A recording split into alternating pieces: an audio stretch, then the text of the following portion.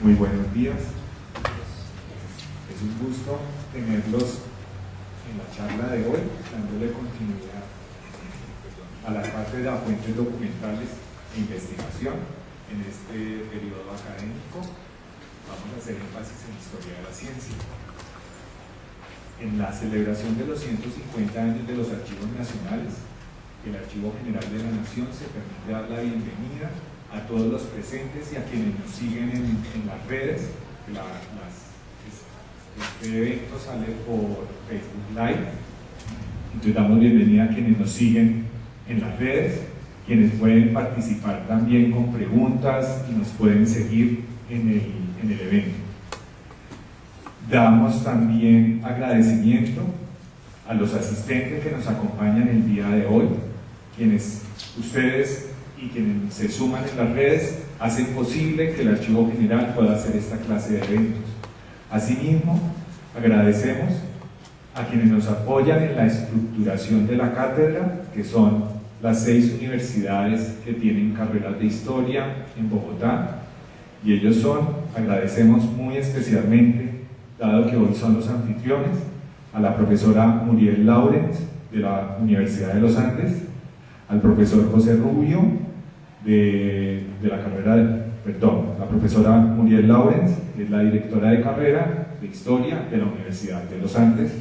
Agradecemos al profesor José Rubio, que es el director de carrera de Historia de la Universidad Externado de Colombia, a la profesora Ana Luz Rodríguez, que es la directora de carrera de Historia de la Universidad Autónoma de Colombia, a la profesora Juana Marín, que es la directora de carrera de Historia de la Universidad Javeriana, al profesor Andrés Jiménez, que es el director de carrera de Historia de la Universidad del Rosario, y al profesor Pablo Vignolo, que es el director de carrera de Historia de la Universidad Nacional de Colombia.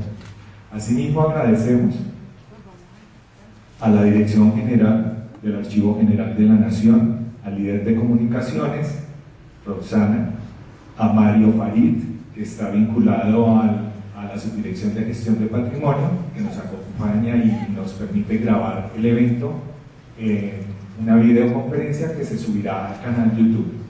Asimismo, a las subdirecciones del Sistema Nacional de Archivos, a la Subdirección de Tecnología de Información Archivística y Archivo Electrónico.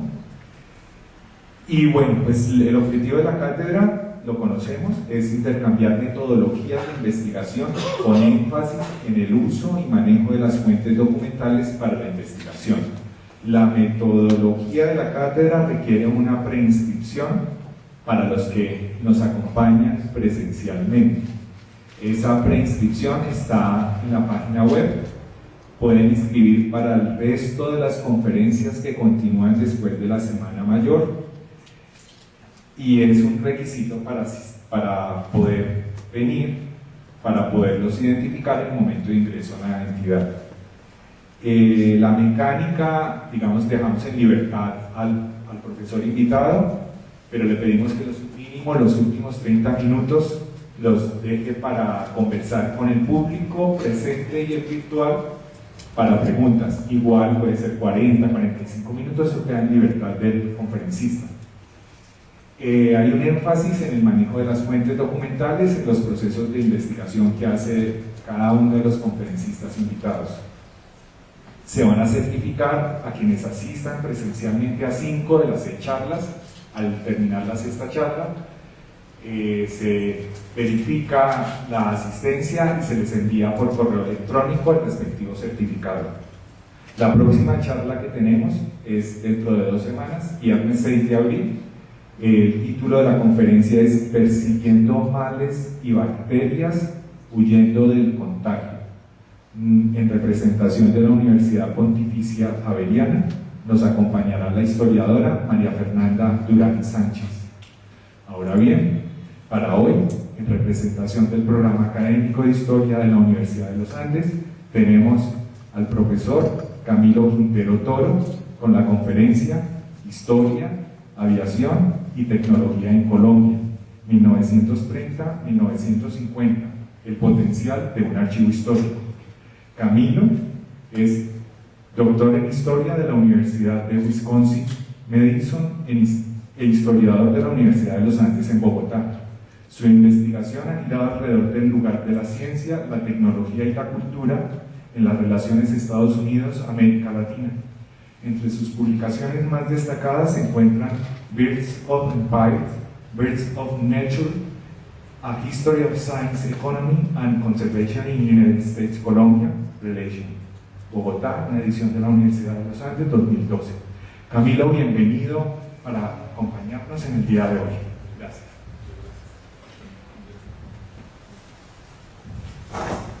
Bueno, muy buenos días a todos y de verdad muchas gracias por la invitación. Agradecer al archivo y en particular a Jorge por esta iniciativa que me parece fantástica, ¿no? Cualquier posibilidad que tiene uno de poder, pues no solo contar un poco lo que a uno le gusta, sino cualquier posibilidad que tiene uno de salir de la universidad, llegar a un público así sea un poco más amplio, de verdad que lo valoro mucho y este tipo de iniciativas se vuelven ideales e indispensables en esto que hacemos todos los que estamos aquí sentados hoy. Entonces, de verdad muchísimas gracias y muchas gracias a todos ustedes por asistir. La charla de hoy quería contarles un poquito de dónde viene este proyecto y en últimas por qué creo yo que es un proyecto que tiene un potencial que a mí me parece interesante. Como les contó Jorge, yo hice mi maestría y mi doctorado en Historia de la Ciencia. Digamos, me considero historiador de la ciencia en todo el sentido de la palabra. Y a mí lo que me ha encantado de ser historiador de la ciencia es que la ciencia me ha permitido ver dinámicas históricas desde una perspectiva bien diferente de lo que uno las puede ver, digamos, con otros temas.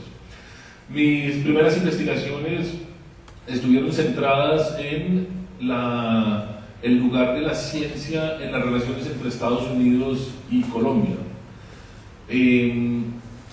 En particular me gustaba mirar expediciones científicas, digamos, me dediqué una buena parte de mi investigación a mirar, por ejemplo, cómo los estadounidenses venían de museos de historia natural, ¿no? Como el Museo de Historia Natural de Nueva York, o el Museo de Historia Natural en Washington o en Chicago, cómo venían a Colombia, cómo hacían sus expediciones, cómo recolectaban especímenes, cómo se los llevaban de regreso a los museos en Estados Unidos, y pensar cómo esas relaciones. Y lo interesante de la ciencia es que la ciencia me permitió mirar las relaciones de Estados Unidos-Colombia de maneras diferentes a cómo se habían mirado desde perspectivas más tradicionales como historias, ¿no?, políticas, o historias económicas, o incluso historias sociales y culturales. Ahí es donde yo veo un potencial de la ciencia muy interesante. Solo que quería como arrancar con eso, digamos. ¿Por qué les cuento eso? Porque desde hace un tiempo por acá estoy arrancando este proyecto. El proyecto lo que quiere hacer es mirar el lugar de la aviación en la sociedad colombiana y también mirar el lugar de la aviación en las relaciones Estados Unidos-Colombia, una vez más. Y una vez más, lo que me empecé a dar cuenta es que, así como pasaba con la ciencia, la aviación y la tecnología eran lugares ideales para pensar esas relaciones de otra manera. Que la aviación, los aviones, la tecnología alrededor de los aviones, nos invita a pensar nuestra sociedad de una manera diferente. Nos invita a pensar nuestro país de una manera diferente, nos invita a pensar las relaciones Estados Unidos-Colombia de una manera diferente, o por lo menos eso es lo que estoy sospechando, porque apenas se está arrancando el proyecto. Entonces, lo que les voy a contar hoy son como cómo va la cosa, digamos, ¿no? Estoy como arrancando. Este es el momento en el que hubiera podido como hablar de lo que ya, como de ese momento, como de mis investigaciones que ya terminé, que hubiera sido como, pues ya algo terminado, ¿no?, como mucho más concreto. Pero realmente me pareció mucho más bonito venir y decirles, mire, estoy arrancando esto es lo que estoy encontrando, estoy empezando a ver este potencial y sobre todo contarles de un archivo en particular y cosas que estoy encontrando en ese archivo para que, no sé, podamos discutir si acaso después cómo les parece, qué les parece interesante, en fin. Entonces, hablemos un poquito de aviación en Colombia. La aviación se ha estudiado poco en nuestro país, como digamos la historia de la aviación se ha estudiado poco. Hay una serie de estudios iniciales que han sido muy importantes y que han sentado como una pauta de lo que hay, de lo que se puede hacer. Claro, mencionar, pues, no podría dejar de mencionar, digamos, el trabajo de personas como Gustavo Arias de Grave, que claramente ha demostrado que existe una historia y una historia concreta y que existen documentos alrededor de esta historia. Pero la verdad es que, aparte como de estas historias iniciales y como de unos barridos más generales, yo creo que hay mucho por hacer todavía. La aviación puede ser una cosa fascinante para descubrir, y ya les cuento un poquito como qué es lo que yo creo que se puede descubrir, cuál es el potencial que le estoy viendo. Hay un tema que sí se ha estudiado mucho más, digamos, en la historia de la aviación, y es el momento en el que la precursora de lo que hoy es Avianca, la aerolínea que se llamaba Scata en ese momento, se convierte en Avianca. Es un momento durante la Segunda Guerra Mundial en el que la precursora de Avianca era una aerolínea colombo-alemana. La SCATA traducía Sociedad Colombo-Alemana de Transportes Aéreos, y esta aerolínea es algo que le incomoda profundamente al gobierno estadounidense. Tener una aerolínea con alemanes en plena Segunda Guerra Mundial en Colombia, tan cerca del Canal de Panamá, por ejemplo, es algo que el gobierno estadounidense empieza a decir, esto hay que hacer algo al respecto. Y en efecto es una historia muy bonita, y es lo que les digo que se ha estudiado un poco más. Es esa historia en concreto de cómo los estadounidenses meten la mano de alguna manera en las cartas. Ahora más adelante les concreto un poco más de qué se trata eso, y de cómo finalmente la SCATA retiran a los alemanes que trabajaban para la SCATA prácticamente de un día para otro, y en ese momento aparece Avianca. Una aerolínea que se piensa ya como una aerolínea colombiana, sin esa influencia alemana, aunque es una aerolínea colombiana y estadounidense, digamos, por lo menos en un principio.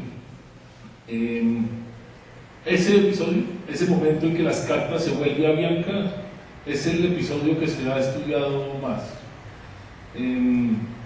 Pero, y con razón, digamos, una cosa como muy interesante, hay documentos alrededor de eso. Entonces digamos que en ese sentido, pues claro, por ahí la historiografía lo ha hecho, pero cuando uno empieza a pensar hay mucho más de dónde cortar. O por lo menos esa es un poco la premisa que tengo yo. Y entonces aquí es donde les diría como, mire, y ahora les voy a mostrar fotos de documentos, no todo va a ser así, no se preocupen. Esta es un poco como mi propuesta. La aviación como punto de partida para profundizar en temas políticos, económicos y sociales en la historia de Colombia y de América Latina. Creo que la aviación nos permite hacer eso. Y ya les cuento qué es eso segundo. Desde hace unos años para acá, hay una serie de historiadores que han empezado a ver ese potencial de la aviación. Digamos, esto no es algo que se me está ocurriendo a mí, ni mucho menos. Hay historiadores en diferentes lugares que han empezado a decir, oiga, mire que la aviación, si usted quiere estudiar relaciones internacionales, la aviación es un lugar ideal para hacerlo. Hay un libro precioso, por ejemplo, de una historiadora estadounidense que dice, usted quiere entender cómo Estados Unidos se presenta ante el mundo en el siglo XX, entienda la aviación, entienda su historia de la aviación. Y escribe un libro precioso alrededor de eso, de cómo la aviación nos permite ver, digamos, ese lugar de Estados Unidos, cómo se quiere presentar, cómo quiere generar relaciones internacionales con diferentes lugares qué diferencias hay en los diferentes lugares y cómo la aviación nos permite ver las diferencias como en esas políticas internacionales estadounidenses. Ese tipo de estudios son los que de alguna manera me empezaron a inspirar muchísimo para decir como, que hay una cosa interesante. Hace poco leí también un par de libros, ya han salido como 2 o 3, libros como muy juiciosos, muy bien documentados sobre la historia de las azafatas, por ejemplo, que salen y dicen, la historia de las azafatas es una historia que nos permite entender dinámicas de género de una manera mucho más clara, por ejemplo, en los diferentes países. Y entonces hay unas historias en donde usted ve cómo las azafatas, claro, la idea, yo no sé, digamos, si de pronto tengan ustedes esta imagen, pero cuando la gente volaba en los 50s y en los 60s, la azafata se veía como una mujer glamurosa, ¿no? Era como la época del glamour, de la aviación, y hay unos libros que empiezan a decir como, eso es en parte cierto, pero detrás de estas mujeres hay mujeres que tuvieron que luchar por su vida laboral de una manera muy concreta. Y entonces aparecen unas historias increíbles de cómo las azafatas empiezan a unirse y empiezan a decir, no es justo que nos despidan de nuestro trabajo a los 28 años solo porque tenemos 28 años, ¿no? Tenemos derecho a trabajar más tiempo. Y hay unos libros muy bonitos que cuentan eso, ¿no? Y entonces, claro, ese es un lugar en el que uno empieza a decir, es un lugar privilegiado para entender, por ejemplo, historias de mujeres en los países. Cómo son las mujeres que están volando, cómo son las mujeres que deciden buscar este estilo de vida, qué hay detrás de estas mujeres, en fin. Entonces, desde cosas que tienen que ver con relaciones internacionales hasta libros que tienen que ver con azafatas e historias de género, la aviación se empezó como a abrir en mi cabeza como un lugar muy bonito para pensar dinámicas de la historia de Colombia. Y eso es un poco lo que estoy haciendo en este momento. Estoy arrancando, pero tuve la fortuna de que arranqué por este archivo. No sé si la fortuna o no, porque lo que les voy a contar ahora es que este archivo del que les voy a contar me ilusionó mucho, pero también me llenó de tristeza, de alguna manera. Y ya les digo por qué. Tuve una fortuna y es que pude ir a este archivo hace poco.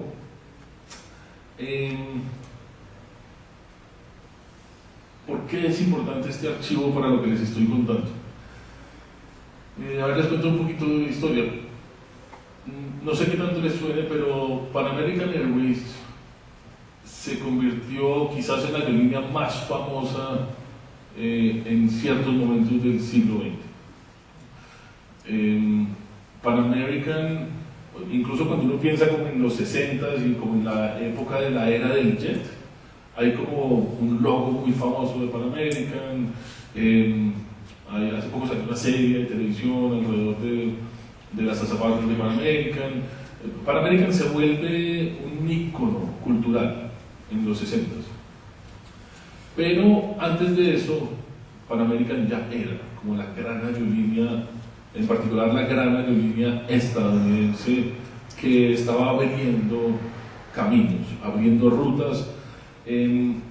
Pan American aparece a finales de las décadas del 1920, 1927. Pan American la fundan en Miami, precisamente, y rápidamente Pan American en la década del 30 empieza a volverse la aerolínea más importante internacional de Estados Unidos, hasta que finalmente se vuelve la única. El gobierno estadounidense antes de la Segunda Guerra Mundial decide que Pan American va a ser la aerolínea estadounidense que viaja internacionalmente. No había más en ese momento, era la aerolínea. Y desde el principio se vuelve hay como un ideal alrededor de Pan American de esta aerolínea que no solo abre frontera, sino que lo hace con lujo y glamour detrás, digamos. Pan American tenía como este ideal, y Pan American se vuelve un monstruo de la aviación. ¿No? Como si ustedes separan entre la década del 30, 40, 50, 60, es un monstruo de la aviación. Es enorme, tiene un poder pero muy grande a nivel internacional.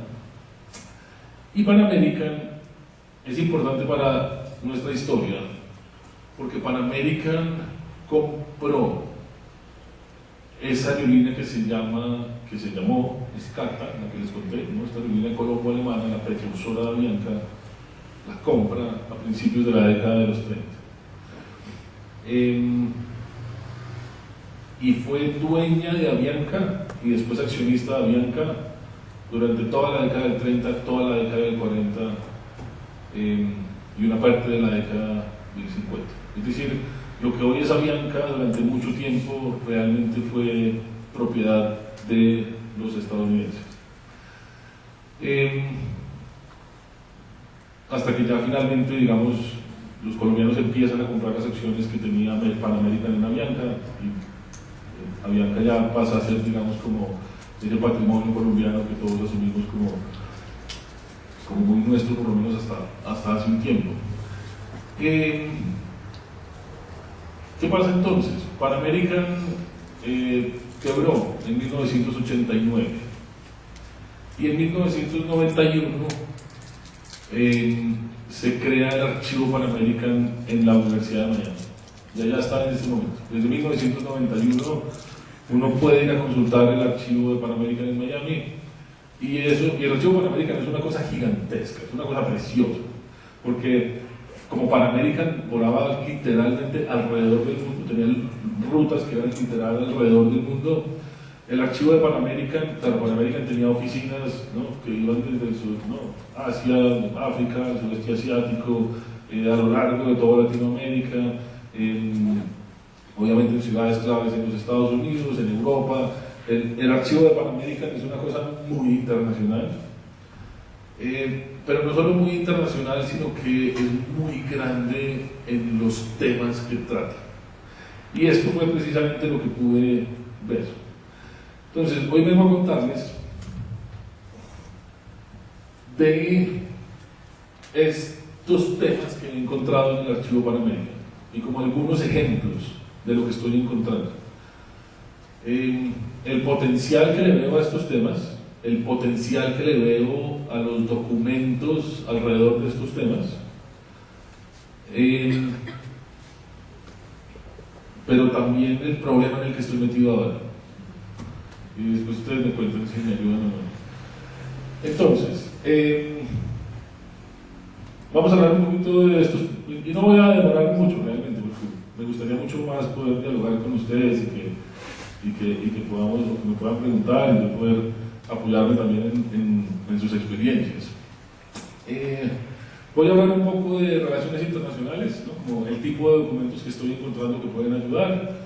Muchos de ellos ya de pronto conocidos, otras cosas que pueden ser numerosas. Esto que yo llamo presencia y delegación de funciones del Estado, ya les contaré qué es eso un poco. Hablar un poco de historia y transferencia de la tecnología. Hablar un poco como de un tema que está surgiendo por aquí y por allá, que es la historia del turismo y los documentos alrededor de la historia del turismo. Temas de historia laboral y de género, historia empresarial, legislación, ¿no? Todo esto son como los temas que, mirando el archivo de Pan American, encontraba documentos que después, ya como mirándolos con un poco más de juicio, dije como, bueno, estos son más o menos los temas que estoy encontrando. Entonces, venga, les voy mostrando qué es lo que encuentro. Listo, hablemos un poquito como de relaciones y comercio internacional.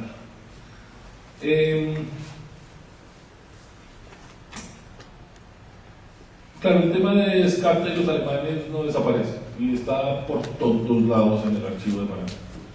Entonces, es una historia que se ha contado en lo que les contaba, o sea, lo que ya les había dicho. Es una historia que ya se ha contado un poco, ¿no?, de cómo los alemanes hacían parte de esta aerolínea, cómo los estadounidenses, precisamente porque Pan American era la dueña de Escata en últimas, el gobierno estadounidense empieza a ejercer presión para que Pan American diga: vamos a despedir a todos los alemanes y reemplazarlos con colombianos o estadounidenses.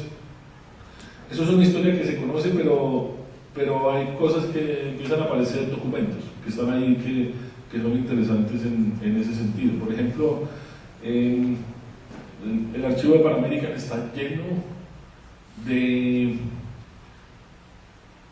como cartas que van entre Pan American y el gobierno estadounidense, de la situación de SCATA, por qué preocupa la situación de SCATA, pero no solo está eso, que es lo que ya conocemos un poco, sino como los informes que empezó a generar el Departamento de Estado, con temas, por ejemplo, como de transporte aéreo. Miren, por ejemplo, esto son solo como imágenes, como posibilidades o como para que se den una idea de las cosas que uno puede encontrar allá. Este es un documento que hace el Departamento de Transporte en los Estados Unidos, que más o menos muestra, claro, entre el 27 y el 40, cómo crece, digamos, ese tráfico de pasajeros, obviamente mostrando una predominancia en las aerolíneas estadounidenses, claramente, ¿no? Es como diciendo, mire que Estados Unidos tiene la delantera en Latinoamérica de lejos, y en buena parte Pan American es el responsable de eso, pero también hay una idea de decir, bueno, pero miremos un poco qué está pasando con los alemanes, el poder de los alemanes está creciendo. Esto es 1940, plena Segunda Guerra Mundial, hay susto de que el poder de los alemanes pueda seguir creciendo en Latinoamérica. Esto hace parte como de estos estudios constantemente, y entonces empiezan a aparecer estos estudios en los 40 que dicen como, ojo, los alemanes están llegando, y están llegando para quedarse. El Departamento de Estado empieza a ver este tipo de cosas, y ahí es cuando empiezan a aparecer otro tipo de documentos como este. Esto viene de la revista de Pan American de la época, los que se montaban. ¿No? Es decir, los pasajeros que se montaban en el avión, ya existía esta noción de una revista de la aerolínea que uno podía leer mientras viajaba. Y en 1940 es como muy evidente este deseo de Pan American de hacer parte como de esta iniciativa del gobierno estadounidense de luchar contra pues, los nazis y los países del eje. Esto es básicamente pues, una manera de decirle al pasajero como claramente Estados Unidos, una cosa importante, ¿no? Estados Unidos en este momento no hace parte de la Segunda Guerra, no ha entrado todavía directamente. Pero Estados Unidos claramente tiene una postura clara, ¿no? Digamos, tiene una postura clara del lado de quién está, ¿no? Así no estén en la guerra oficialmente. Y es una manera de decir, mire que la aviación es clave para luchar contra los países del eje. Uno lee esto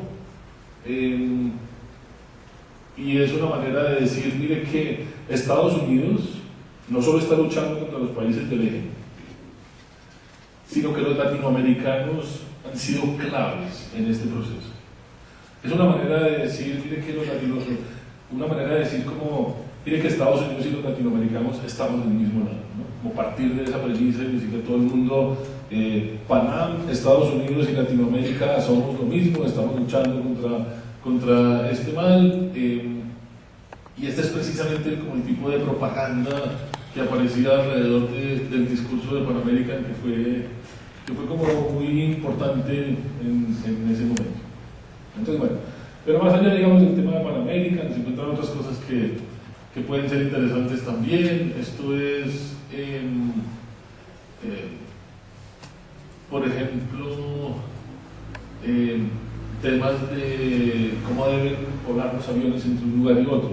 Y luego se mete en este tema de la aviación, y es chévere porque la aviación lo invita a uno a pensar en cosas internacionales que uno de pronto le parecen evidentes, pero que no lo son tanto. Como que tal libre es el espacio aéreo, por ejemplo. ¿Eso se ha negociado? ¿Lo han negociado los países? ¿Cómo les ha tocado negociar eso?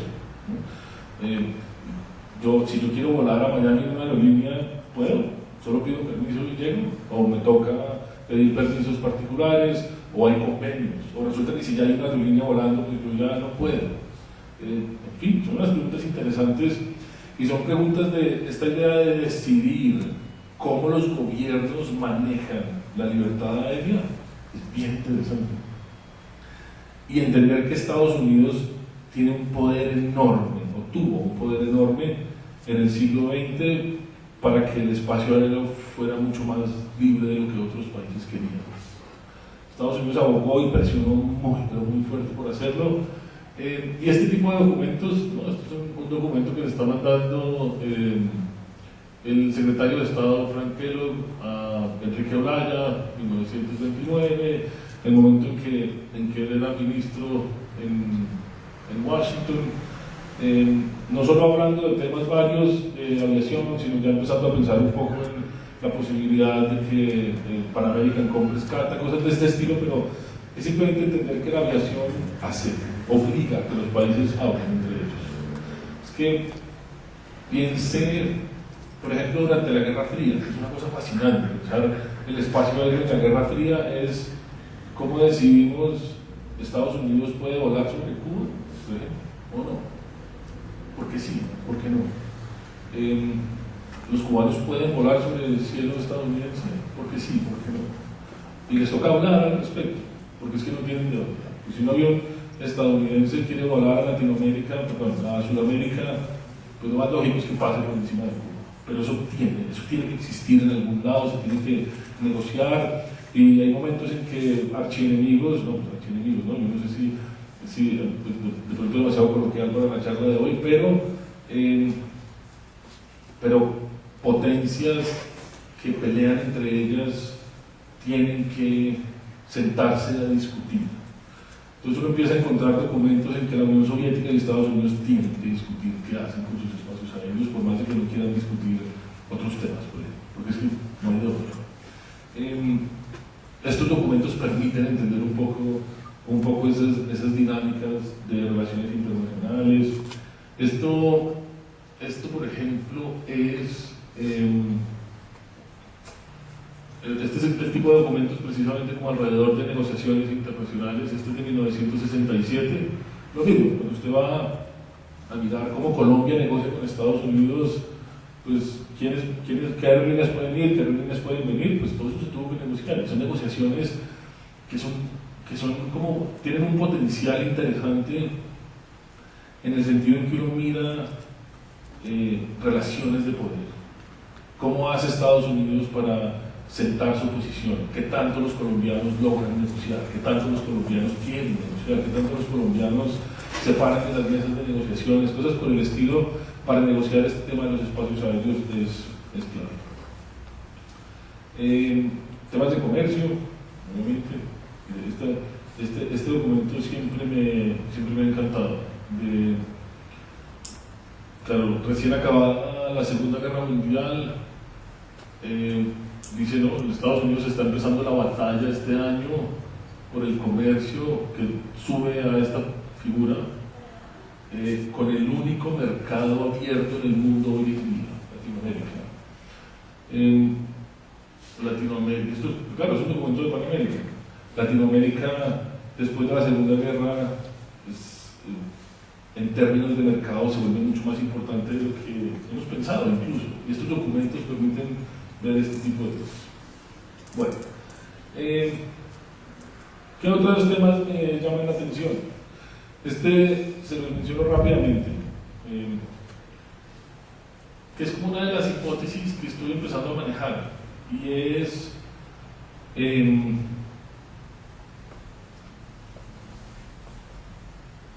cada vez estoy más convencido que el gobierno colombiano se dio en la aviación una cantidad de labores, de obligaciones que debería haber tenido con la infraestructura y con el país, pero que apoyándose en empresas privadas decidió como lavarse un poquito las manos. Me explico de otra manera para que me entiendan. Uno mira la historia de la aviación en Colombia y todos sabemos que los aviones llegan a donde no llegan otros, a donde las carreteras no llegan, a donde los trenes nunca llegaron, a donde los barcos no llegan. Vivimos en un país difícil geográficamente, quebrado, complicado. Los aviones se volvieron una forma de transporte en la que la gente sabía que podía, o ya fuera o cruzar la montaña que antes se demoraban mucho, o llegar a regiones de los llanos muy, pero muy lejanas, o lejanas, digamos, pues entre comillas. Y apenas los aviones y apenas diferentes aerolíneas empiezan a suplir esa comunicación, yo siento que el Estado se empieza a lavar un poco las manos y lo sigue haciendo hasta el día de hoy. Entonces, una de mis hipótesis, pero esto ni siquiera sé si lo voy a poder sacar adelante o no, pero empieza a estar como muy visible, es la falta de infraestructura hacia ciertos lugares del país. De pronto se puede explicar por el éxito de la aviación. Porque es que si llega el avión y podemos mandar y traer carga, el gobierno se preocupa menos por una carretera hacia ese lugar. Mire lo que pasa con los correos, es una cosa increíble. El correo en Colombia Colombia es uno de los pocos países en donde el correo nacional es el menos fuerte en este momento. Es decir, el correo como público, gubernamental, no es el que la gente usa en primera instancia, ¿no? Entonces ni siquiera se llama correo. En todos los países los correos tienen el nombre del correo de Estados Unidos, correo de lo que sea. Aquí se llama 472, pero obvio, sin pensar como en la situación actual, ¿usted piensa la historia del correo en Colombia? Que falta por hacerse de muchas maneras, y aquí es donde les traje este documento, para que lo vieran, ese tipo de cosas que están en ese archivo. Las rutas del correo las cedieron a Scata y a mí. Y el correo se empezó a manejar de una manera privada en este país. Y hace poco, cuando Avianca decide dejar el correo, como decirle al gobierno, como aquí les entregamos otra vez, el correo se fue al suelo. Una vez más, es como un momento en que el Estado debería haberse apropiado de esto de una manera mucho más clara, y lo sé completamente en una empresa como lo fue Avianca, que lo hizo muy bien durante mucho tiempo.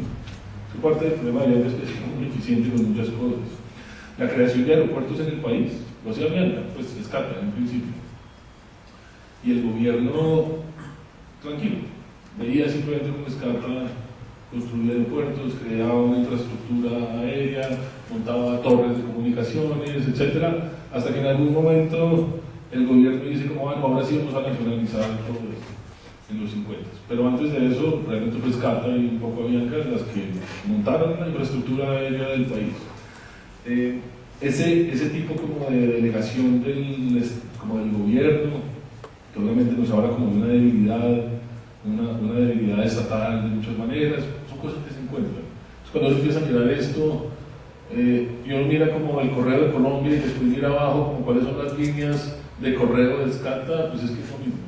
Scata es el correo básicamente durante mucho tiempo.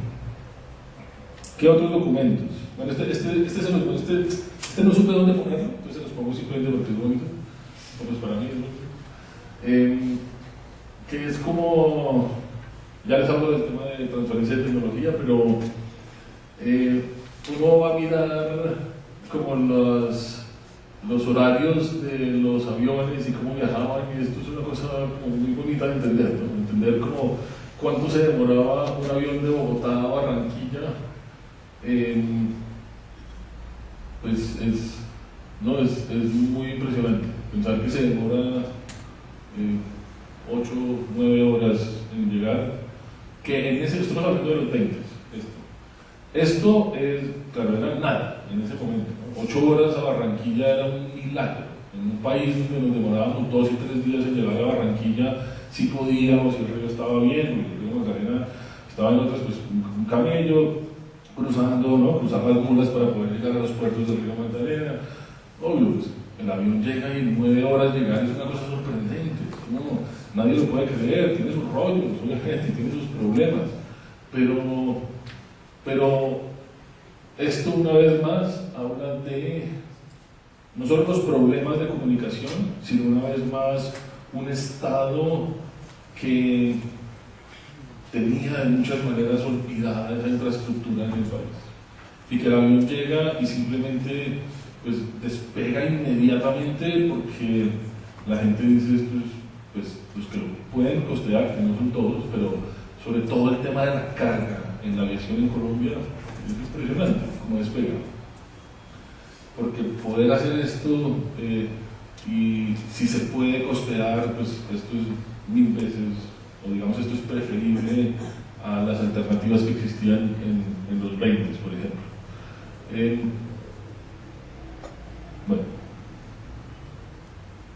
Pero por ejemplo, este tipo de documentos también están ahí, que son interesantes. Este es un documento que le está mandando Juan Tripp, era el presidente de Panamérica, un tipo como muy reconocido, digamos, dentro de la historia de la aviación. Juan Tripp le está mandando este documento a Paul Bauer, que es digamos, el presidente de la SCATA en Colombia, y no hay que mirar mucho qué es lo que dice, pero simplemente es bien interesante mirar como los intercambios de tecnología que hay. Y lo que hay de interesante es cómo la tecnología en Colombia es una tecnología que tiene que adaptarse. Es decir, no es tan sencillo como que el estadounidense diga como, mire, aquí está la tecnología que ustedes necesitan, úsenla en Colombia. No, las cosas son diferentes acá. Funcionan de otra manera, los aviones funcionan de otra manera, las condiciones pueden ser diferentes, ¿no? La humedad, el tema de tener que manejar en ríos de cierta manera, la tecnología se tiene que transformar. Y entonces estos intercambios de tecnología son interesantes en la medida en que uno ve como esas negociaciones tecnológicas, que también son interesantes. O sea, que digamos para pensar como dentro de esas relaciones Estados Unidos, Colombia, o esto también es verdad para las relaciones Europa-Colombia, alrededor de la tecnología, el tema de adaptación tecnológica se ve un poco en estos documentos también. ¿Qué otras cosas me parecen interesantes para pensar? Como el tema del turismo es fantástico, como se ve en estos folletos. La manera en que se construye el ideal de lo que es Latinoamérica es algo muy, como casi como uno se lo podría imaginar, pero en ese archivo están como los folletos de Panamerican sobre diferentes regiones. Y la manera en que se tropicaliza todo el tiempo Latinoamérica pues es constante, ¿no? El tipo de imágenes que aparecen, esta idea de la música, por ejemplo, está en todos los folletos, ¿no? Como la música es clave y no aparece mucho más, digamos, ¿no? Es casi como el lugar donde uno va. Y hay películas estadounidenses en el momento que reflejan un poco esto también, ¿no? Pero esta tropicalización y como esta idea de volver como muy esencial al latinoamericano, ¿no? El latinoamericano se ve así, baila, canta, ¿no? Hoy estoy exagerando, pero hay cosas que se podrían pensar más allá, esa es la idea, pero estos folletos, ¿no? Este, por ejemplo, es un folleto que no me acuerdo exactamente, no tiene fecha, pero pues uno lo ubica más o menos en los 50, seguramente.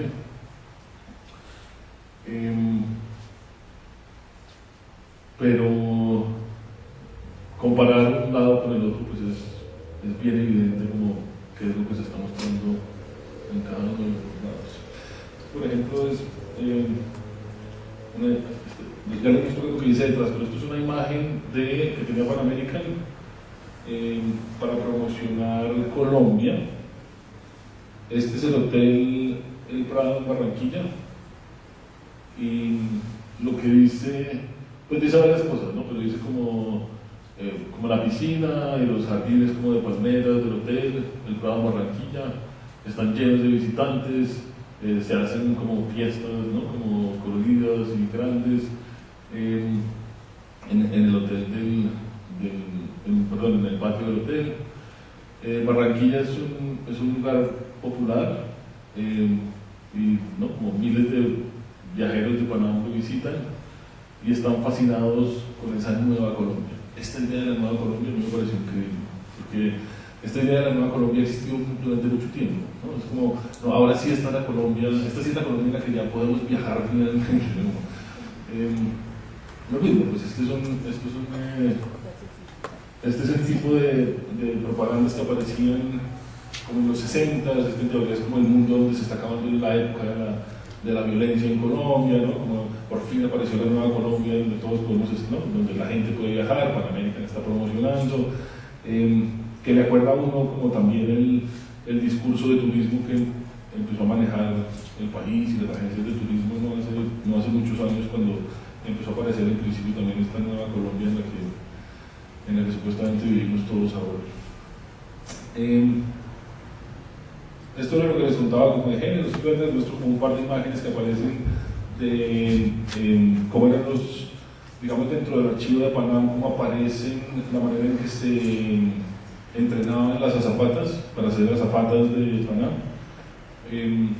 No encontré cosas de Avianca, que fue una tristeza, y esa no es la tristeza grande,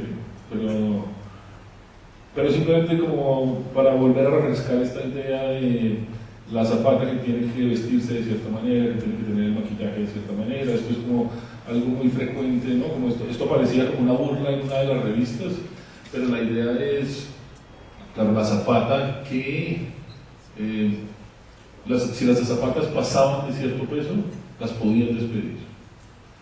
Lo mismo si tenían más de cierta edad, las podían despedir.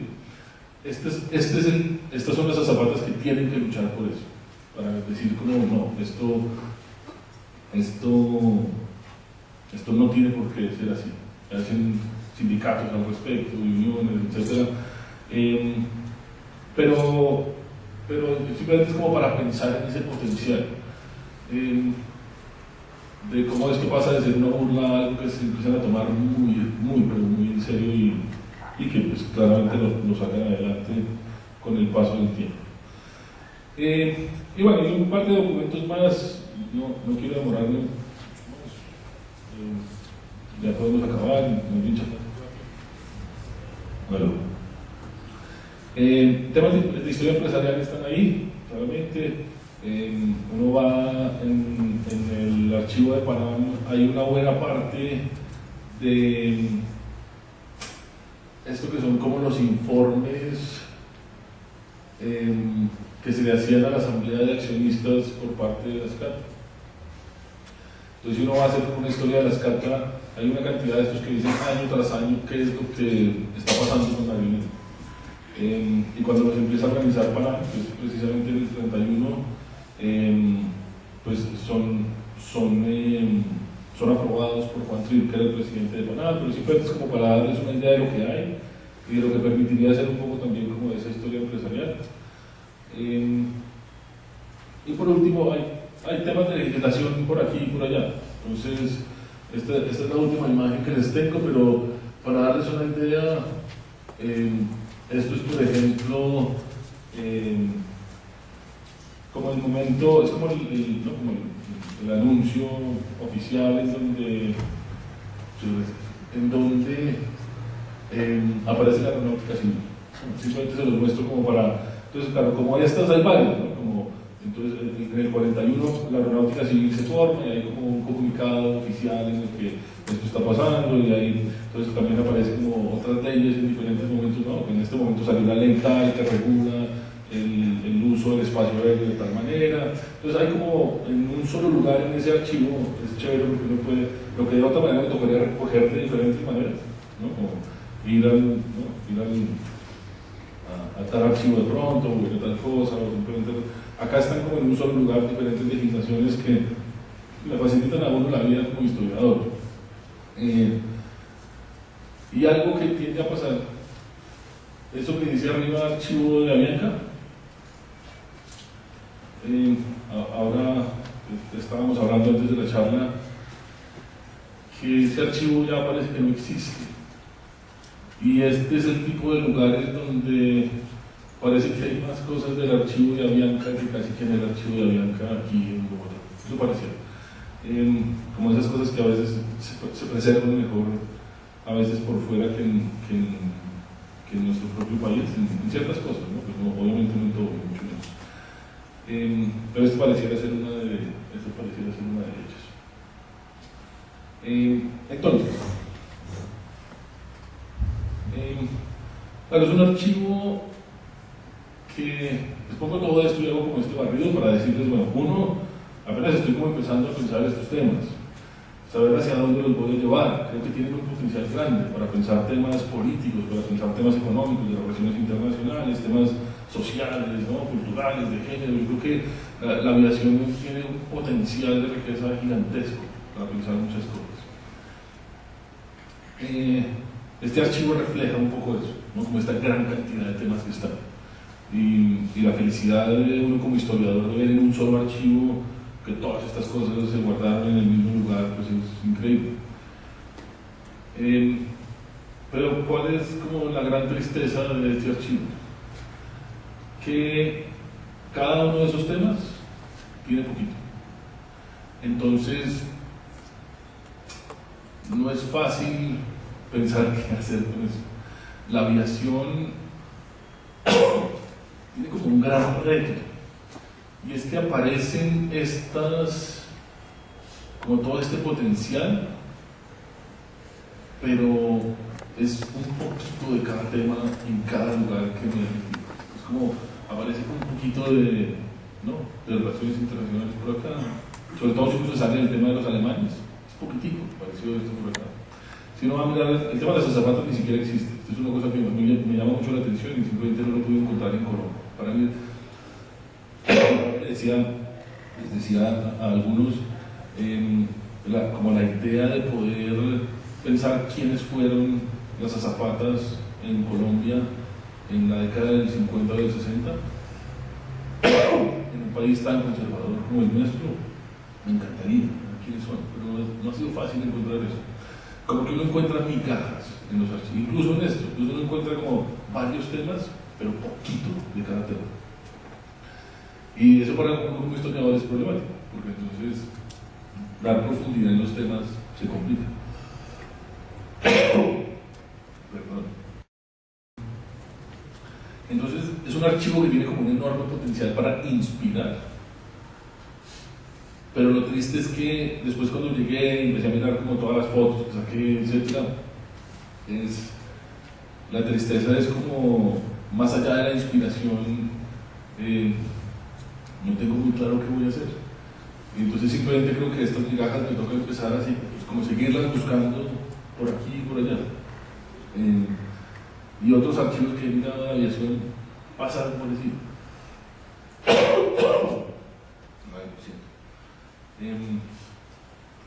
Pero bueno, eso era todo y muchísimas gracias.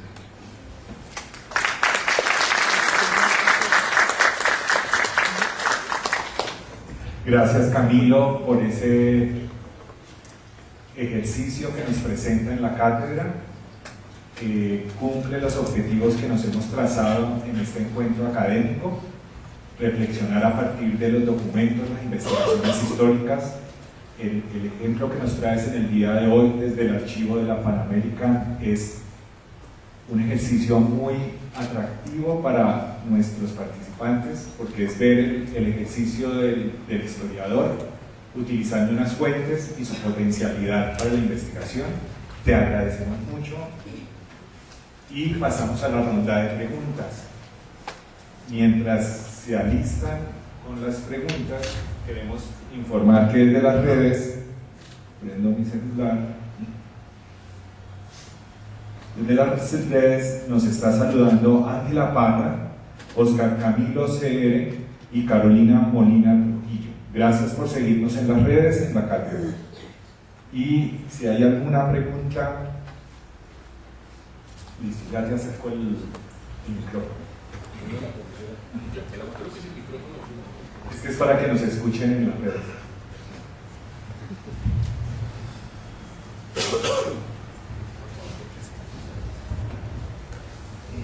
Buenos días, mi nombre es Carlos Alberto. La relación colombo-alemana en nuestro país país a inicios del siglo XX pues, está documentada de una manera importante. De hecho, una de las razones por las que Colombia no participa en la Primera Guerra Mundial tiene que ver con negociaciones con los negocios que tenía Colombia con Alemania frente al banano, en la zona del Darién. Mi pregunta ya enfocada a la investigación que usted está tratando de indagar tiene que ver con la masificación del servicio aéreo a partir de los ingresos de los ciudadanos. O sea, sabemos nosotros que en esta época era un servicio de élite, no es un servicio de masas. Ya hoy en día, con el transcurrir del tiempo, pues esto ya ha cambiado de alguna manera. Sin embargo, el transporte aéreo de Avianca siempre ha sido catalogado como uno de los transportes más costosos de Latinoamérica e incluso del mundo, ¿sí? Y Colombia, pues obviamente usted lo acaba de exponer de alguna manera, esto es un monopolio. ¿Qué se ha investigado al respecto en la década sobre la década que usted aborda, 1930-1950, sobre la masificación del servicio aéreo en los Estados Unidos? Sí.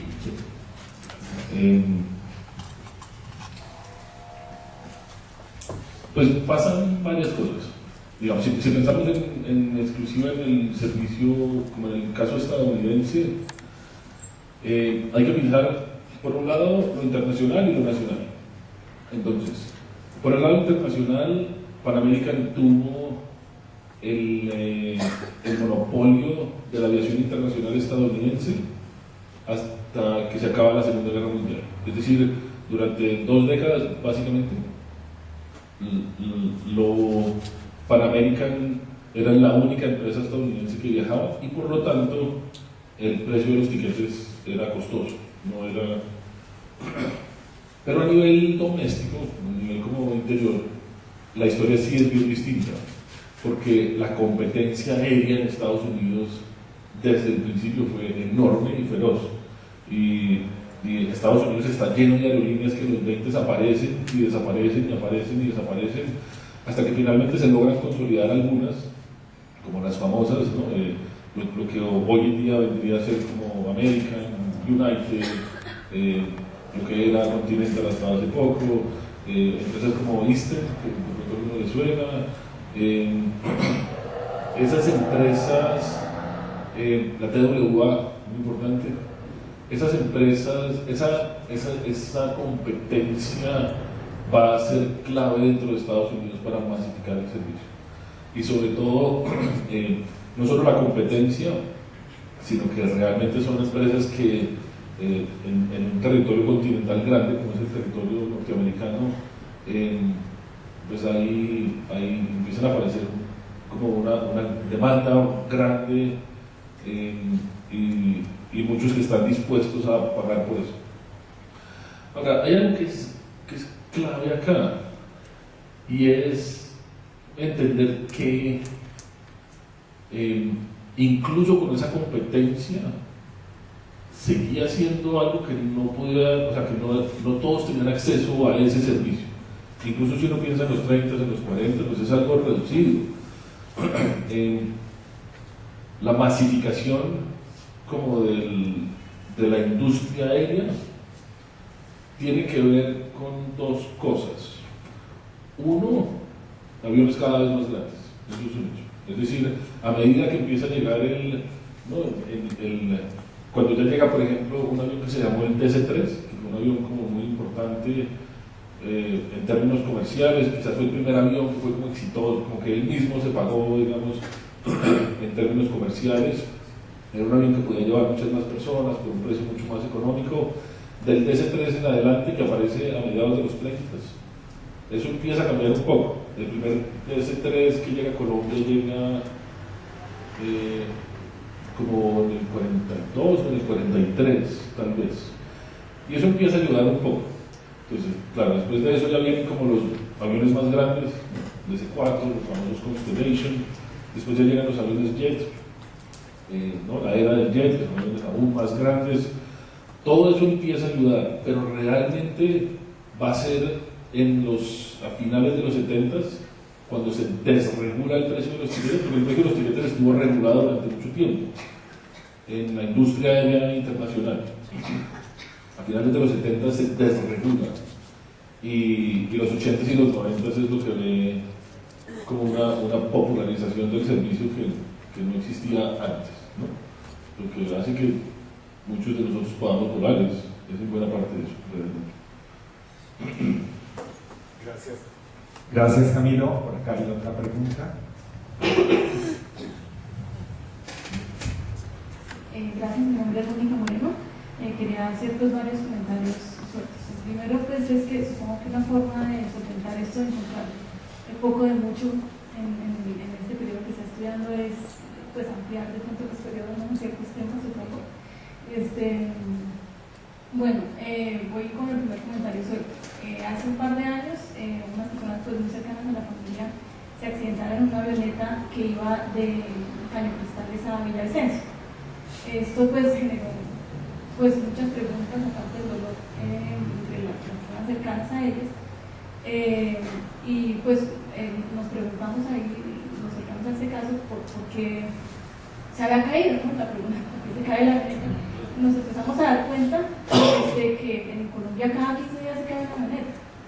Sí, quería saber si en ese video alcanzaba a ver algo de la seguridad y comentar eso, digamos.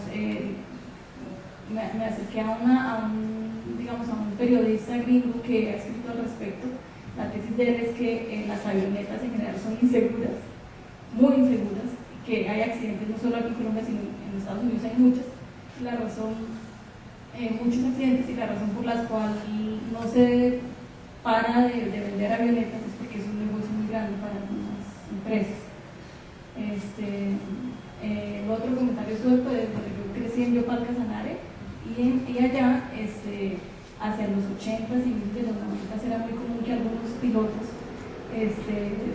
incluso pilotos que trabajaban para la intendencia como Casanare, estuvieran aliados con el narcotráfico, ¿no? Entonces, esto de pistas clandestinas y avionetas al servicio del Estado parece un tema interesante para indagar acerca de un problema tan serio en Colombia como el narcotráfico.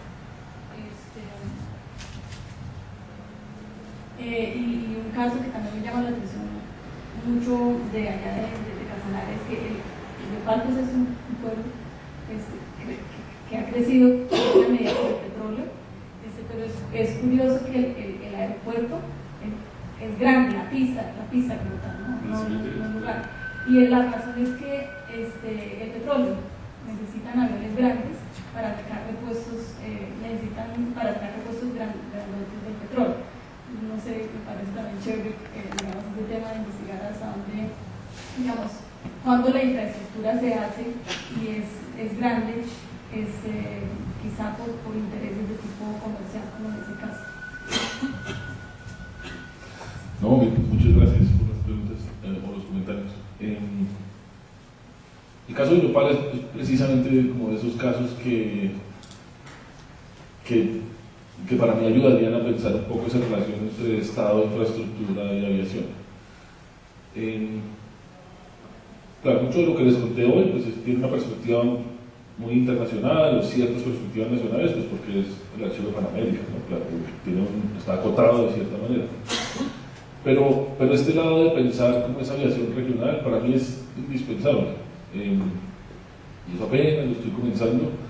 Pero el caso de Yopal es uno de esos casos en que uno dice es el avión el que hace que en últimas el Estado no se tome en serio una carretera hasta Yopal, por ejemplo, serio, grande, ¿no? Como, incluso pensando en la industria petrolera, como los aviones permiten que salgan y entren en ese tipo de cosas, que lo puedan hacer rápido, que lo puedan hacer como, pues, esa es la hipótesis, una vez más, ¿no? Apenas lo estoy trabajando, pero el caso de Yopal es esos casos interesantes en ese sentido, en que uno dice cómo es la historia de ese aeropuerto para que se convierta en ese aeropuerto grande con esta pista que recibe cierto tipo de aviones y que de alguna manera pensar en una buena carretera de doble calzada, etcétera, pues todavía está, claro, en proyectos, pero que se demora. ¿Hasta qué punto el Estado apenas se suple el problema con la aviación? ¿Hasta qué punto el Estado dice, bueno, pues puedo relajarme y de pronto hago la carretera en 10 años? Difícil de encontrar, difícil de sustentar eso, pero eso es parte, pero me encanta que traiga el caso de Yopal porque es que es una cosa fascinante. En el tema de las avionetas, la seguridad aérea, tiene usted toda la razón, es un tema grandísimo. Y las avionetas siempre han sido como un problema. Claro, los primeros aviones que volaban, pues eran avionetas casi por definición, ¿no? Eran estos primeros aviones de la Skata, que eran como unos Junkers alemanes, pues eran aviones que cabían 4 personas, no había más, y eran aviones que tenían muchos problemas. Eran aviones que, por más de que realmente la Skata hacía un trabajo impecable en el tema de mantenimiento, porque digamos la estructura que montaron los alemanes fue una cosa increíble, pues en ese momento en esos aviones, los aviones por eso tenían que volar mucho sobre el río, porque se les apagaban los motores y tenían que acuatizar en el río Magdalena o cosas por el estilo. La seguridad aérea siempre ha dado para pensar una vez más esa relación de hasta qué punto se mete el Estado, hasta qué punto no, hasta qué punto depende de la aerolínea la seguridad aérea que le traen a sus pasajeros, y simplemente varía un poco en la historia, ¿no? Pero nuestro caso colombiano es un caso interesante en ese sentido, pues las aerolíneas como grandes en principio son las que se han encargado de su seguridad aérea. Hay muchas otras en diferentes lugares del territorio que pueden volar eso, una avioneta sin una seguridad aérea particular, y hay una historia legislativa que hay que entender y hay que mirar claramente. El del narcotráfico. A ese tema le estoy viviendo un poco, realmente. Yo sé que es muy importante, pero es que se sale un poco como del periodo que realmente quisiera trabajar. Y es una cosa que sería, pero increíble, ¿no? Como pensar cómo se está construyendo una infraestructura sin que veamos de aviación, cómo están volando las avionetas, cómo manejan, cómo vuelan estas avionetas del narcotráfico de cierta manera, qué hace el Estado para... pero no quisiera llegar tan lejos todavía, digamos. Pero el consejo es chévere. Muchas gracias. Camilo, desde las redes nos hacen una pregunta, se relaciona con lo que ya comentaste, y Oscar Camilo te pregunta: ¿cuál fue la primera empresa en Colombia que hizo viajes para urgencias y salvar vidas de personas de las regiones?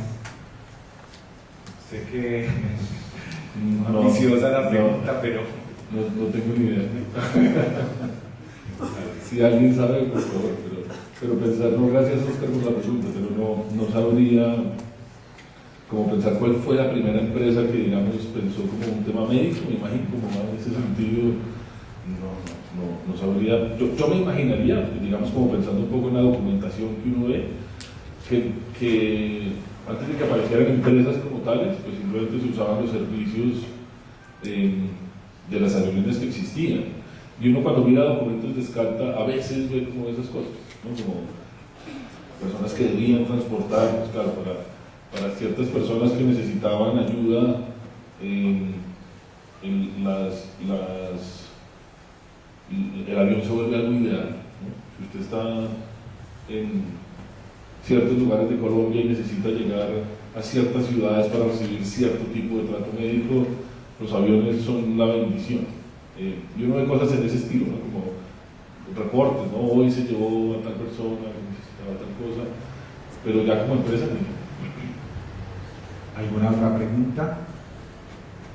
Acá tenemos dos, primero la dama, ya se convoca.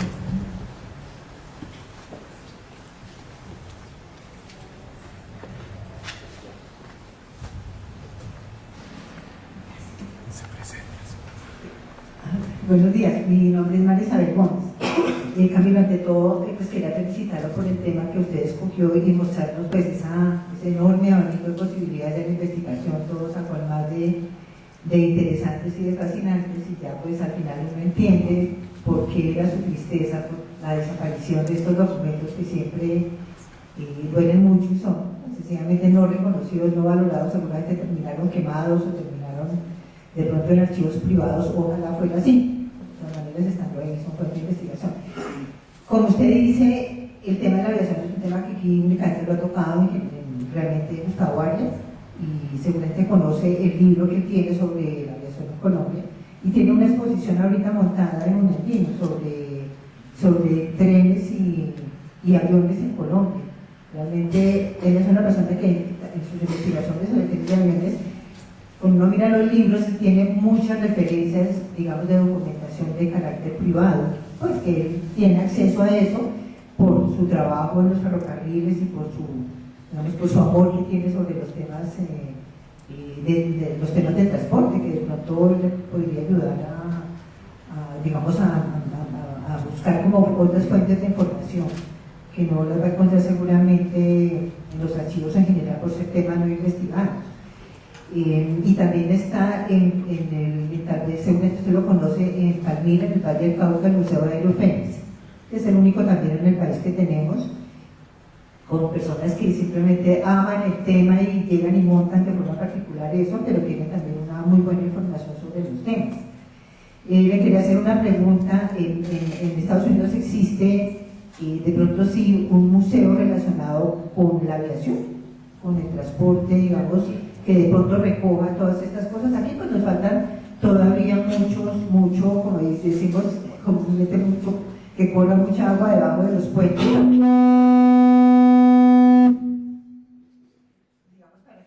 Estos temas empiecen a tener como una valoración dentro de las políticas públicas relacionadas con la cultura y el patrimonio. Estamos ahora iniciando unos primeros pasos sobre el reconocimiento del patrimonio industrial, pero todo lo que usted nos muestra y nos cuenta pues tiene todo que ver con el valor del patrimonio y como fuente de, digamos, de información histórica. Gracias. María Isabel, gracias María Isabel. No, me encanta porque yo también estoy de acuerdo en que los archivos privados seguramente van a ser grandes fuentes de información en un proyecto como este, ¿no? Cualquiera sea el camino que coja. Este tema de aviación lo empecé hace poco y es fascinante porque todo el mundo algo tiene, algo parece, ¿no? Alguna anécdota tiene, conoce a alguna persona que puede ayudar, o personas que realmente ya se han dedicado a rescatar y recolectar documentos alrededor del tema. Entonces yo creo que no son muchos, pero de acuerdo, mirando como las fuentes que usa Gustavo Arias, pensando ahora una persona que conocí ahorita, a Manuel, el tema de cómo buscar estas fuentes es una cosa que se vuelve muy creativa, porque pueden ser cosas como muy de siempre, ¿no? Como obviamente el archivo general pues, es uno de los primeros lugares donde uno viene y dice como, bueno, pues qué habrá acá, pero no es tampoco evidente incluso acá, uno empieza a buscar y entonces dice uno, bueno, necesito buscar entonces en el Ministerio de Gobierno, y no es tan fácil, hay cosas que se perdieron, hay cosas que de pronto no están, pues es que eso es lo que pasa con los archivos, son fascinantes, pero son difíciles también, y hay que meterse y ver uno como que va pudiendo sacar, pero de acuerdo con los archivos privados y el que tenga información sobre archivos privados, por favor, ayúdenme, ¿no? En cuanto a la pregunta sobre Estados Unidos, claro, tienen un museo, tienen varios, pero tienen uno que es un museo famosísimo, que es el Smithsonian, que tiene como esta cantidad de museos. Tiene un museo que se llama el Museo Nacional del Aire y el Espacio, y es un lugar precioso. Hasta hace poquito que supe, uno creería que es otro museo en el mundo, pero parece que ese es el museo más visitado todos los años. porque es una cosa, pues es un museo gratis entre otras, pero es un museo que llama la atención, porque cuando uno lo visita, es un museo gigantesco, que tiene dentro del museo aviones enteros, digamos. Entonces no solo está, digamos, el avión de los hermanos Wright, el primero que voló, sino que está el avión de Lindbergh, el primero que hizo Nueva York-París, está el primer avión que cruzó, por ejemplo, el Canal de la Mancha pedaleando, pero está, por ejemplo, hay un DC-3 completo, está la nariz de un 747 en una de las paredes, es una cosa enorme, está un Boeing 247, y ese es el museo chiquito que queda en el centro de Washington. Tienen uno más grande que queda al lado del aeropuerto de Washington. Tienen como, ahí es donde están como los aviones grandes, digamos. Es una cosa gigantesca. Y es un museo que tiene su propio archivo alrededor de temas de aviación, tiene su propia biblioteca alrededor de temas de aviación, que es parte de lo que, pero he estado buscando ahí, por ejemplo, y ya de temas estadounidenses hay mucho, de temas, por ejemplo, ya como latinoamericanos, etcétera, no he podido encontrar tanto. Pero claro, es un lugar fantástico. O sea, ir a conocerlo es una experiencia tremenda. Pues si a uno le gustan los aviones. Camilo, dada la pregunta que ha recibido, al lado tengo a Manuel Arango, que tiene una experiencia también con archivos relacionados con el tema, y lo invitamos a que nos cuente algo su relación con estos archivos. Por favor. Sí, gracias. Yo tengo, aparte de eso, un comentario, pero después de que hable sobre el tema de los archivos, yo dentro de mis indagaciones y tal, me encontré en la biblioteca de la Universidad de Afil que la familia Chavarría había donado todos sus archivos, especialmente los archivos de Guillermo Chavarría Misas, quien fue el fundador, nosotros socios, pero básicamente fue el cerebro de esa fundación de la primera compañía de aviación que hubo en Colombia. Todo el mundo habla de SCACTA, pero realmente la primera que nació en Colombia se llamaba la CCNA, que era la Compañía Colombiana de Navegación Aérea, y se fundó como en septiembre de 1919, un poquito después de la primera del mundo, que fue la KLM. Todos los archivos están en la universidad, se pueden consultar, y realmente está toda la historia de la CCNA con toda su documentación, escrituras de funcionamiento, copiadores de correspondencia, y realmente es un archivo increíble y muy fácil, accesible para cualquier investigador que quiera adelantar sobre este tema. Básicamente, y mi conclusión sobre eso es que ellos fracasaron porque escogieron la tecnología equivocada.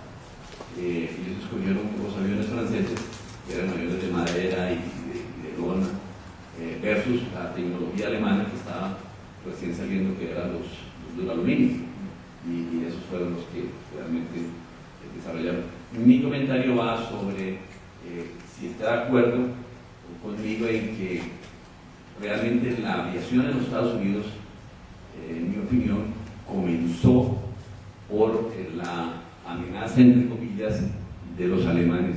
En 1925 ellos hicieron un viaje de buena voluntad por todo Centroamérica con 2 aviones grandes y llegaron hasta Cuba con la intención de seguir a los Estados Unidos.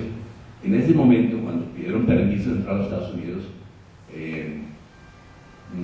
ese permiso fue denegado inicialmente, y solo por presiones de otras compañías como Zeppelin, que ya operaban en Estados Unidos con sus dirigibles, les dieron permiso de llevar un solo avión hasta Palm Beach. Y querían ellos, los alemanes querían fundar una compañía de aviación en los Estados Unidos que les era permitido, pero por argucias de ellos se dieron cuenta que se les iban a meter al rancho, como decir, pues coloquialmente en todas partes, y les denegaron el permiso. Finalmente solo les dieron permiso de entrar con un avión que tuvieron que devolver desarmado. Entonces, en ese momento, ellos entendieron que su aviación comercial estaba totalmente desamparada y no había realmente nada. Entonces, entonces solamente se han dedicado a la aviación militar. Ahí comenzó los verdaderos inicios de la aviación comercial y, por supuesto, Pan American fue fundada en 1927. Sí, no. Pues primero, sí, pues, digamos, yo conocí a Manuel ahora antes de la charla y precisamente este archivo que mencionaba Manuel de los Echevarría es como uno de esos ejemplos que uno, que a veces lo que les decía, que hay que volverse creativo para entender dónde buscan, o que solo con ayuda de personas así uno dice, porque claro, a mí nunca se me hubiera ocurrido pensar que la FI tenía el archivo de los Echevarría y que en últimas hubiera información sobre la CCNA. Y ahora que oía Manuel uno empieza a decir, claro, se le vuelve evidente a uno, ¿no? Es como, claro, pero uno se me ha ocurrido y no, estoy eternamente agradecido con Manuel en este momento por eso. Pero eso es como lo fascinante un poco de este tema, que uno pensaría que es algo mucho más, pero en el caso colombiano, que es algo mucho más estatal de lo que uno cree, y no es una cosa mucho más privada, en el sentido de empresa privada, pero también en el sentido como de la esfera privada, a veces incluso como de las familias, etcétera, donde se encuentran documentos, y simplemente veo que va a ser como un reto interesante. Y en cuanto a la segunda pregunta, pensando como en qué es lo que arranca como bien la aviación en Estados Unidos, yo estaría de acuerdo. O sea, pensar como en una amenaza externa fue muy evidente para ellos. Es decir, la aviación en Estados Unidos se demora un poquito, ¿no? Aquí, pues como hemos hablado, para 1919 arrancan las primeras compañías aéreas en Colombia. Y rápidamente despegan y se empiezan a volver como, digamos, exitosas en muchos sentidos. Estados Unidos, cuando uno se para en la década del 20, ha tenido un desarrollo de una aviación militar, en efecto. Algo de aviación se está utilizando para el tema del correo, pero no hay unas iniciativas como claras y exitosas de pensar la aviación en temas, ¿no?, como civiles, de tráfico de pasajeros. Entonces yo pensaría, yo creo que tuvo que ver en parte con ese evento, claro, pero yo pensaría como más que ese evento, es como una amenaza un poco más grande de aerolíneas europeas que ya ven que están creciendo, que empiezan a decir, bueno, ya existe la KLM, ya empiezan a aparecer como estos indicios de lo que van a hacer hoy, claro, aerolíneas como la British Airways, ¿no? Esa amenaza externa hace que Estados Unidos diga, tenemos que pararle bolas a esto, pero no solo pararle bolas, sino que esa idea de escoger una aerolínea, a Pan American le decían el instrumento escogido, así le decía el gobierno de Estados Unidos, y se conoce así como el instrumento escogido. Ellos Pan American se funda en 1927 y durante un tiempito era una de las muchas que se estaban fundando. Lo que pasa es que Pan American fue hábil en obtener como ciertos derechos como en Latinoamérica, y Estados Unidos inmediatamente dice como este va a ser el camino adecuado para una aerolínea internacional, y le empieza a dar una financiación enorme, digamos, ¿no? Pan American tenía ayuda del gobierno estadounidense. En general las aerolíneas tenían ayuda de sus gobiernos. Eso es otra particularidad del caso colombiano. Es decir, usted piensa como en todas estas aerolíneas como, ¿no?, lo que hoy pensamos como Air France y British Airways y Lufthansa, todas tienen un subsidio estatal. SCATA funcionó solo, básicamente. SCATA no tenía ese subsidio.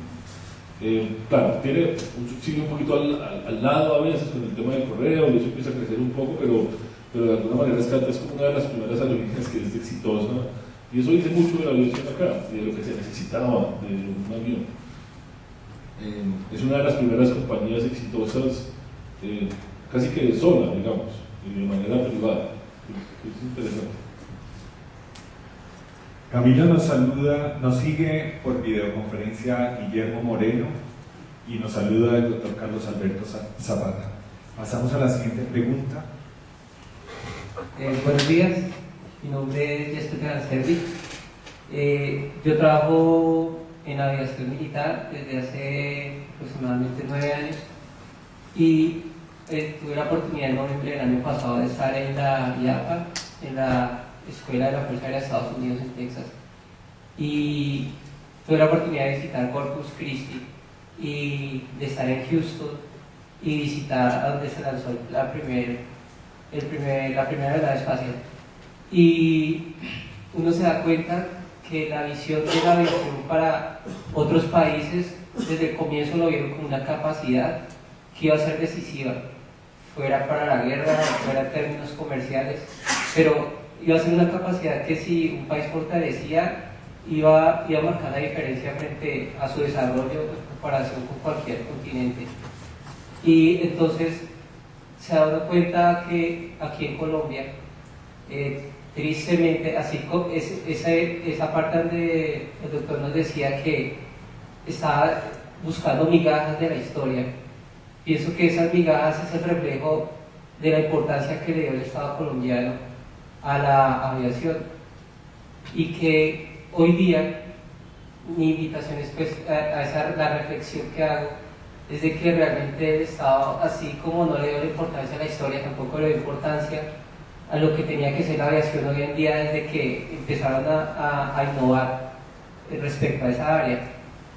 Entonces, en el punto donde el doctor trataba la parte de la transferencia tecnológica, se ha dado cuenta que nosotros no producimos para la aviación, nosotros importamos absolutamente todo, fabricamos componentes básicos y los fabricamos con ATC que nos aprueba la casa fabricante para que nos diga, bueno, hágalo, pero realmente no se ve que haya habido una transferencia tecnológica real, o sea, concienzuda, porque nosotros realmente lo que estamos es arañando, nos dejan administrar lo que ellos fabrican. El gobierno de Estados Unidos toma, por ejemplo, Sikorsky, usted le puede vender tantos motores a tantos países, usted no puede, y lo limitan ahí, porque esa transferencia ellos lo tienen como una capacidad y como un activo estratégico de alto valor, y nosotros solo lo vimos desde el punto de vista comercial. Nosotros no fabricamos ni siquiera, o sea, no fabricamos absolutamente ningún componente complejo más allá de un tacho, una biela, o sea, nuestro avance en referencia a la aviación está muy limitado. Y pues esa sería mi reflexión. No solo es frente a la historia, es frente a todos los aspectos que circundan la aviación. Si nosotros tenemos en cuenta que, por ejemplo, transporta 2.200 millones de pasajeros anuales, 44 millones de toneladas de carga, ese 7,5% de Producto Interno Bruto Global. O sea, el que domine la aviación tiene un activo estratégico para su país supremamente importante, pero realmente el Estado y pues las instituciones del Estado no han apoyado a esa industria como debería ser, con la importancia que tiene. Y no solo es triste desde el punto de vista de la historia, sino desde que empecé a trabajar con la aviación, es triste también desde el punto de vista técnico, de transferencia de tecnología, de ver la manera en que estamos trabajando hoy día, teniendo en cuenta que pues, todas las vicisitudes que rondan alrededor de la aviación es una industria poderosa y que definitivamente marcaría la diferencia entre el desarrollo de los países. Entonces sería ese mi aporte, y pues también como su merced está haciendo investigaciones acerca de indagando, como historiador también, pues en la Escuela de Aviación del Ejército tenemos un museo de la aviación donde pues está bien documentada la historia, hay fotos, hay documentos de cómo ingresa la aviación militar, quiénes fueron los primeros ingleses que enseñaban a nuestros pilotos. Hoy en día nosotros somos potencia en vuelos a gran altura, vienen de toda Latinoamérica aquí al norte de Boyacá y nosotros les enseñamos, porque nos volvimos potencia en administrar lo que es de él. Pero pues es mi aporte y pues los invitaba pues a esta reflexión. Muchas gracias. Muchas gracias. Camilo, no sé si hay algún Sí, comentario. no, muchas gracias por el comentario. Yo estaría de acuerdo como en pensar un poco que hay un desinterés del Estado en general a lo largo de la historia.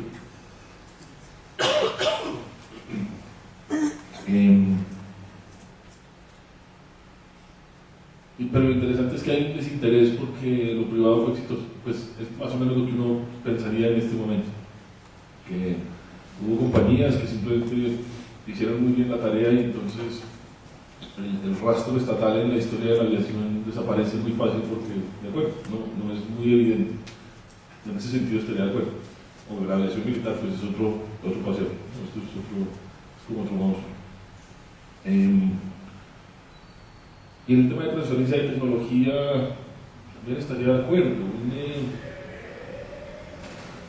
Sobre todo que hay cambios, ¿no? Porque la transferencia de tecnología en las primeras, como los inicios de la aviación en Colombia, sí hay una adaptación más como yo les hablaba, ¿no? Pues claro, no todos los aviones funcionan igual en diferentes lugares, pues claro, cuando son aviones que ya se están utilizando exclusivamente en un territorio, ¿no?, colombiano, que están viajando exclusivamente ida y vuelta por el río Magdalena, pues hay una serie de cambios que se tienen que hacer y en efecto los tienen, los hacen. Y hay una adaptación que es interesante, pero claro, uno empieza a andar en la historia y esa adaptación tecnológica se reduce, porque pues un avión hoy en día, una compañía hoy en día, pues, cuando la Boeing manda o la Airbus manda un avión acá, no es simplemente como, bueno, pues miren a ver qué le quieren hacer, no, hay unos patrones muy claros, hay una presencia muy fuerte de qué es lo que quiere la compañía de su avión en diferentes lugares del mundo. Entonces ya no es tan evidente como traer el avión y hacer lo que yo quiera, sino ya no es tan sencillo, ¿no? Porque el avión, para que Airbus diga este sigue siendo mi avión, tiene que hacer esto exactamente como yo lo estoy diciendo, y esa transferencia tecnológica, pues sí, tiene como diferentes etapas, es lo que quiero decir, y estaría de acuerdo que en estas últimas y que el Estado pues no ha hecho mucho en eso, pues es que la industria aeronáutica en Colombia pues es prácticamente nula. Hay casos exitosos en otros lugares que son como muy particulares. El caso brasilero es particular, ¿no?, en que se vuelve una industria aeronáutica que realmente es exitosa, ¿no? Hoy en día los aviones que construyen los brasileños se venden alrededor del mundo y eso es particular. En el caso colombiano, pues los intentos como de realmente hacer industria aeronáutica pues, han sido nulos y en general pues, o menores o han fracasado o simplemente pues, no han tenido los resultados esperados.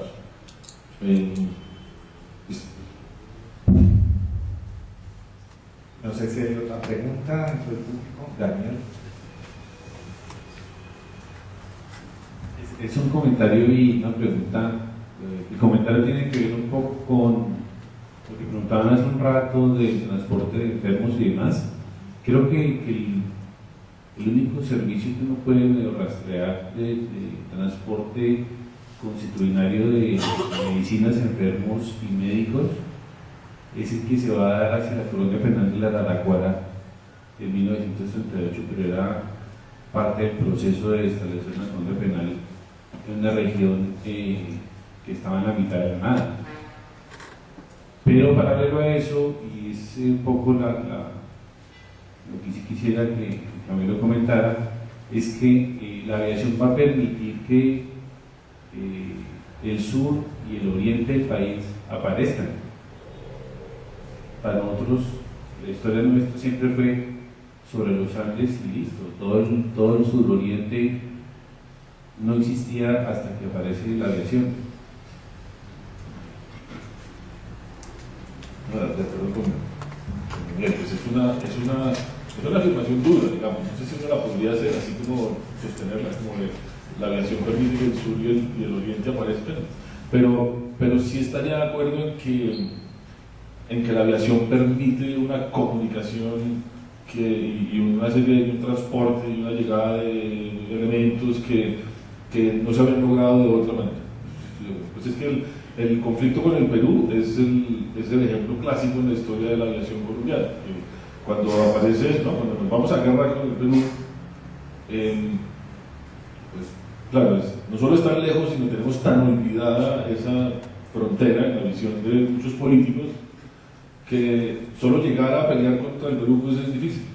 Es como, ¿qué hacemos?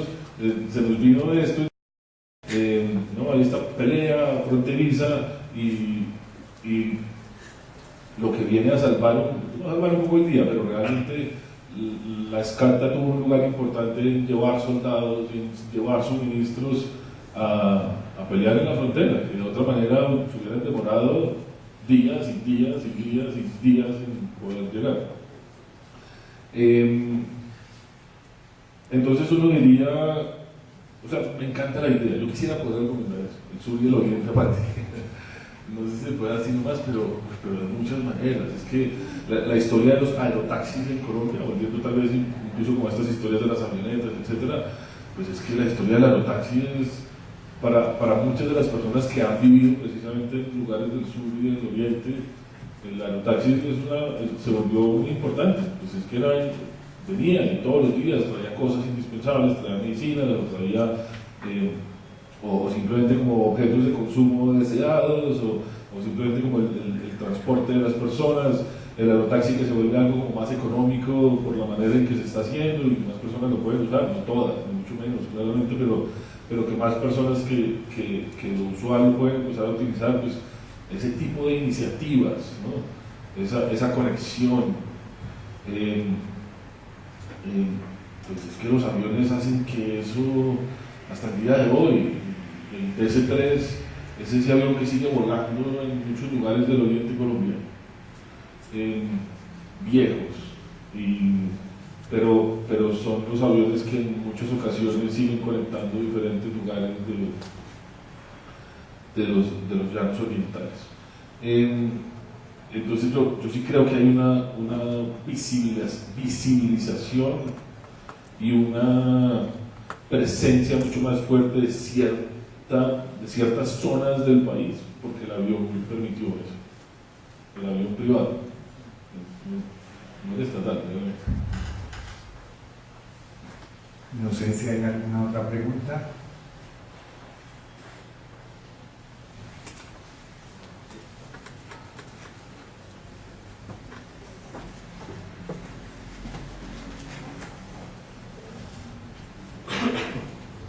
Esta pregunta es más para usted que para el investigador. ¿Qué información hay aquí en el Archivo General de la Nación sobre este tema? Excelente. La respuesta fue dada en la cátedra anterior. Estuvo nuestro director y hizo la presentación de los fondos documentales que se asocian más que con la historia de la aviación, con la historia de la ciencia. Pero de puntualidad con historia de la ciencia no tenemos. Para dar una respuesta puntual, no tenemos. Sí. Aquí Adriana, que trabaja en descripción, nos va a colaborar con la respuesta. Gracias, Jorge. Primero, profesor, pues quiero decirle que si va a hablar con Manuel, conviértalo en su mejor amigo.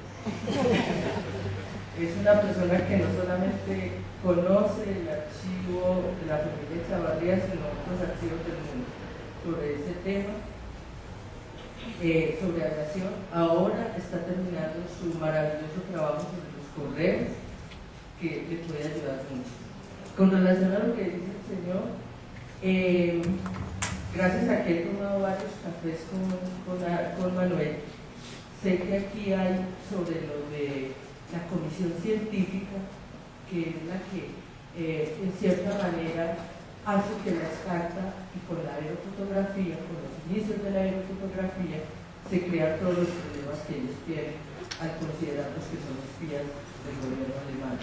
Entonces, aquí hay información sobre eso, lo mismo que en el archivo, en los fondos del Ministerio de Relaciones Exteriores, donde están las hojas de vida de los pilotos,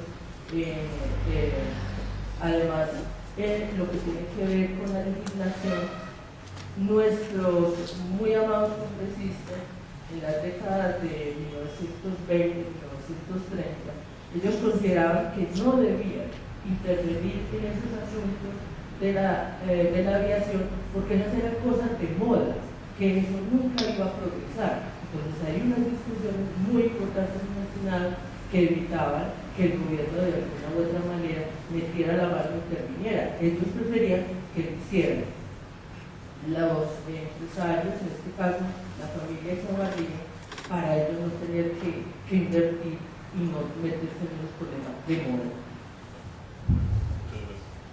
Gracias, Adriana, por el aporte.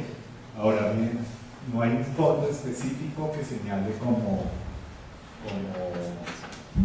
una donación, un fondo en el que pueda rastrearse esa historia de la aviación. Lo que explica Adriana está entre otros fondos, que la búsqueda se hace de otra manera para poder llegar a ellos. Si hay alguna otra pregunta, Manuel, claro que sí. No. Ahí está. Siendo así, si no hay otra pregunta, damos por cerrada la cátedra en el día de hoy. Agradecemos mucho la asistencia de ustedes y los invitamos para el próximo viernes 6 de abril a la charla que nos va a dictar la historiadora María Fernanda Durán Sánchez en representación de la Universidad Pontificia Javeriana, que se titula Persiguiendo males y bacterias, huyendo del contagio. Agradecemos mucho, en especial a Camilo por acompañarnos en el día de hoy y a ustedes. Muchas gracias.